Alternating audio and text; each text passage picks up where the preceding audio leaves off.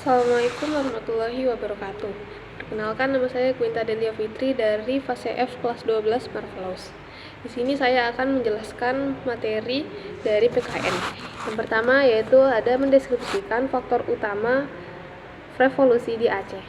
Yang kedua yaitu menjelaskan proses terbentuknya NKRI.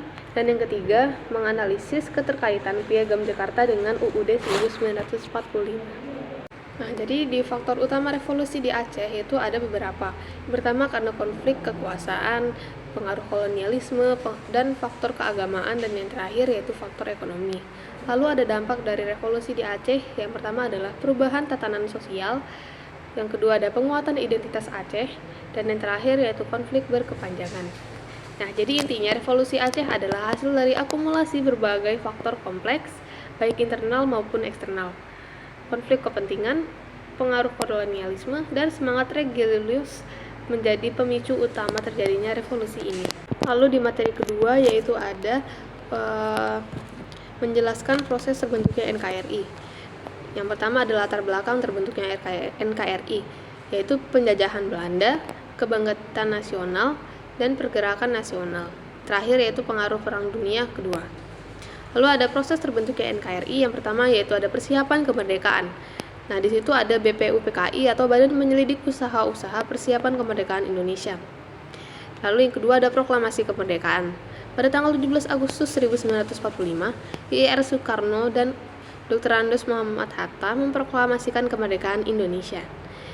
Lalu yang ketiga ada pembentukan pemerintah. Nah, di sini ada PPKI, yaitu dia membentuk pemerintah dengan Insinyur Soekarno sebagai presiden dan Dr. Muhammad Hatta sebagai wakil presiden.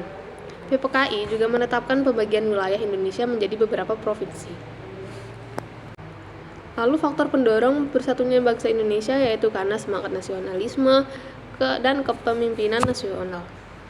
Lalu kesimpulannya adalah terbentuknya NKRI merupakan hasil dari perjuangan panjang dan pengorbanan seluruh rakyat Indonesia. Semangat nasionalisme, persatuan dan kesatuan menjadi kunci keberhasilan dalam merebut dan mempertahankan kemerdekaan. Lalu yang terakhir ada menganalisis keterkaitan Piagam Jakarta dengan UUD 1945. Nah, jadi Piagam Jakarta adalah rancangan awal pembukaan UUD 1945. Isinya terutama rumusan Pancasila menjadi dasar bagi UUD 1945. Intinya Piagam Jakarta adalah cikal bakal UUD 1945. Nah, poin pentingnya adalah yaitu Pancasila itu baik Piagam Jakarta maupun UUD 1945 menjadikan Pancasila sebagai dasar negara. Lalu ada perubahan rumusan, terdapat sedikit perubahan rumusan terutama pada sila pertama Pancasila.